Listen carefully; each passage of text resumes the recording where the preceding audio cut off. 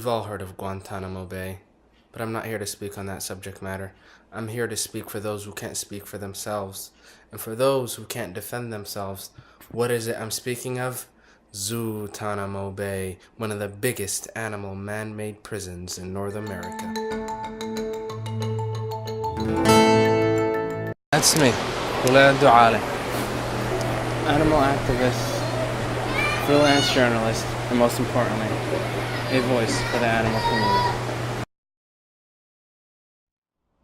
Upon arriving at the prison, I was able to figure out that the walls were fortified with the latest security systems using nanotechnology and the top-of-the-line laser systems in order to keep intruders out and keep animal prisoners from escaping. "Excuse me, sir, you cannot film on the premises," one of the guards says without a valid permit.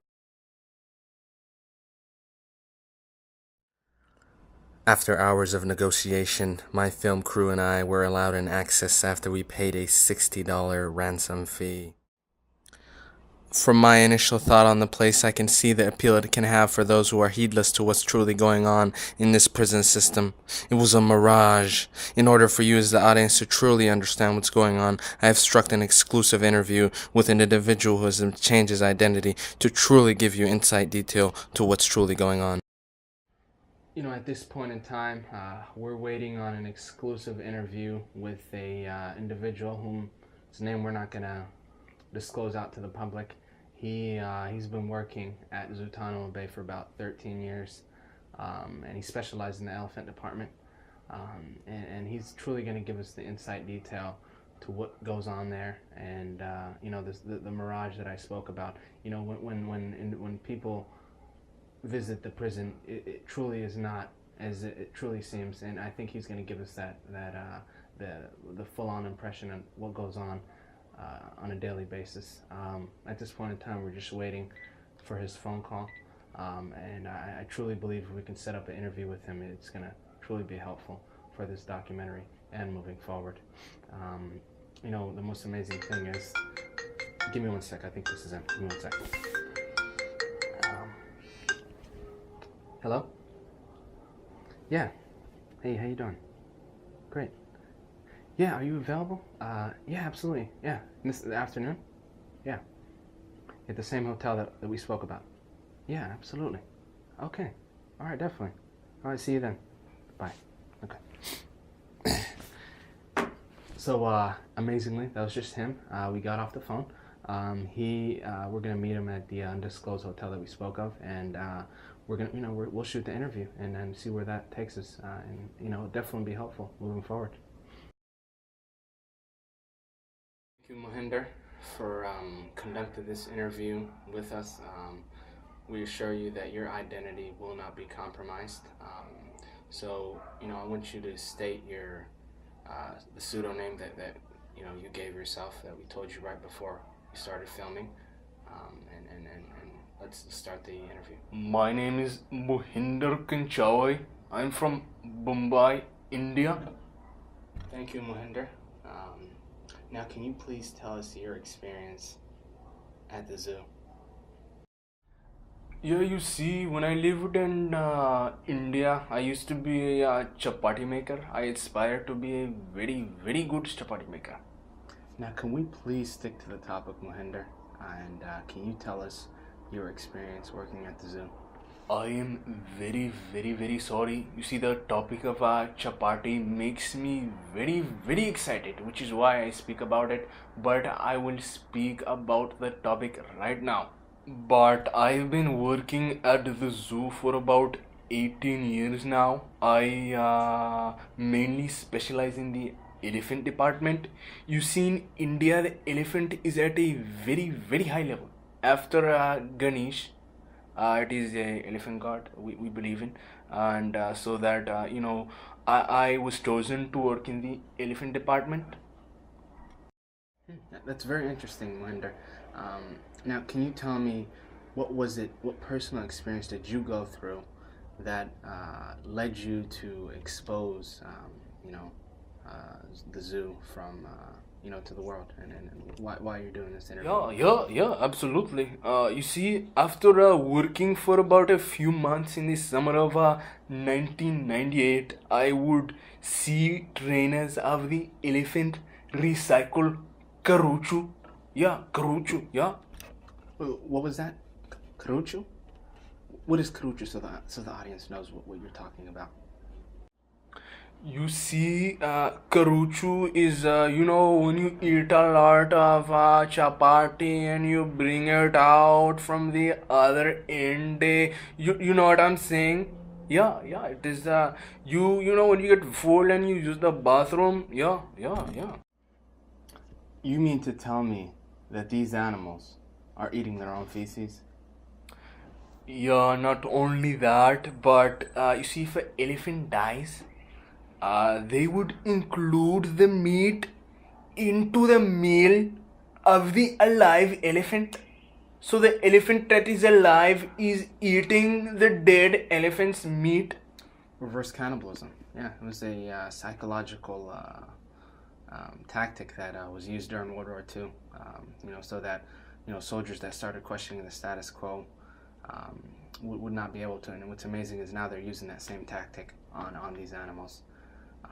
Thank you, Mohinder, for allowing us to interview you, and we're glad that you were a part of our documentary. As you can see here, this is where Mohinder Kenchawe worked. He took care of these elephants. He fed them. He provided whatever necessary needs that they needed. As you can see, these animals are in very dire situation. They're fortified in this wall that they're unable to free themselves of and confined to this restricted area. After this chilling revelation by Mohinder Kenchawe, I was apprehensive to find out what I would uncover in my journey as I dove deeper into this dungeon of a prison. My interest now lied in a rumored lion I was told about, who went through so much hardship that would be a dishonor for me if I did not share his story. You see, Abu Liban grew up in the savannas of Kenya and was an heir to the throne. As a young lioness cub, he was known for his renowned curiosity. And one day, while exploring the savannas, Abu Liban came across a Maasai tribe who seemed to have been doing these weird gestures that Abu Liban has never seen in his life before. In panic, Abu Liban ran back to his pride and share his experiences. He was told to never go near humans and their religious practices again.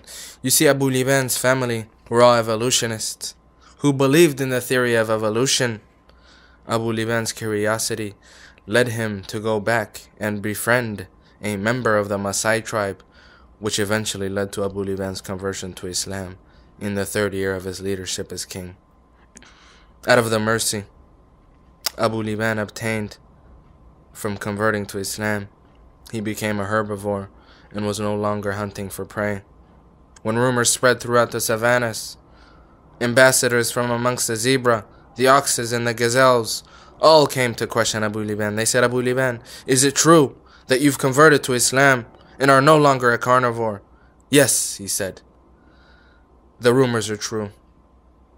One by one, members of the zebras, the oxes, and the gazelles all converted to Islam, and peace and prosperity ruled over the land for the next few years. Word got out to the Kenyan government about this rumored lion, who's converting animals at a high rate, and overnight Abu Liban was rendered and sent to the corrupt Kenyan prison, only later to be transferred here to Zootanomobay.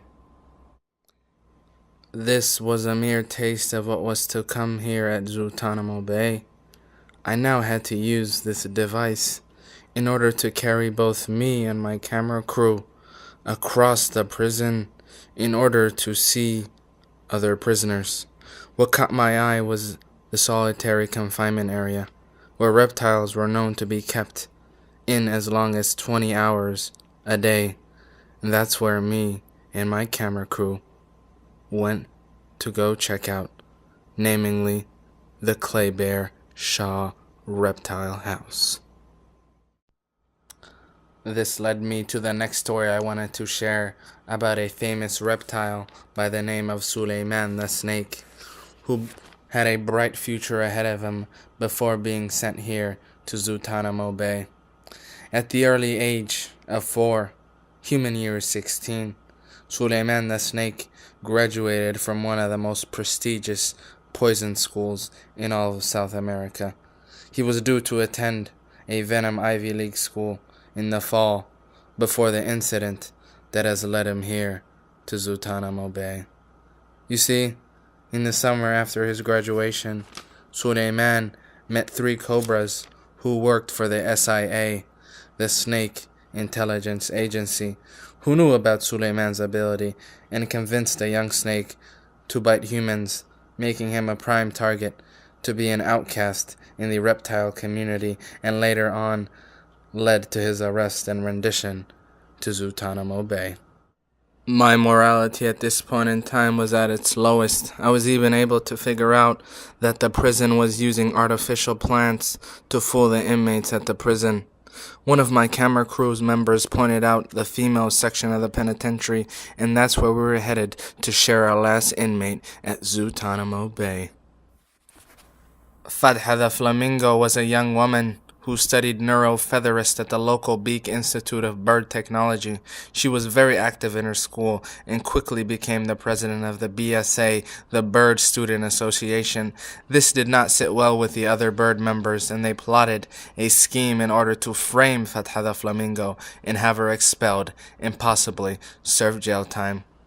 One night, while walking back to her nest, Fatha the flamingo noticed her bed and clothes were scattered, and her 2 eggs were punctured beyond repair. She began to realize that she was being set up, because if the authorities at the Beak Institute of Technology had found out this incident, she would be imprisoned in a maximum security penitentiary. You see, it's a dishonor for flamingos to have an egg miscarriage, and this was a stigma that will be attached unless the flamingo serves a jail time, which is why you see Fatha the flamingo here at Zootanomobay Bay. Ruling a long and exhausting day here at Zootanomobay Bay. My name is Gulad Duale. I hope that I exposed this prison, this animal prison that has been devastating towards the animal community. My name is Gulad Duale, freelance journalist, and this was Zootanomobay Bay.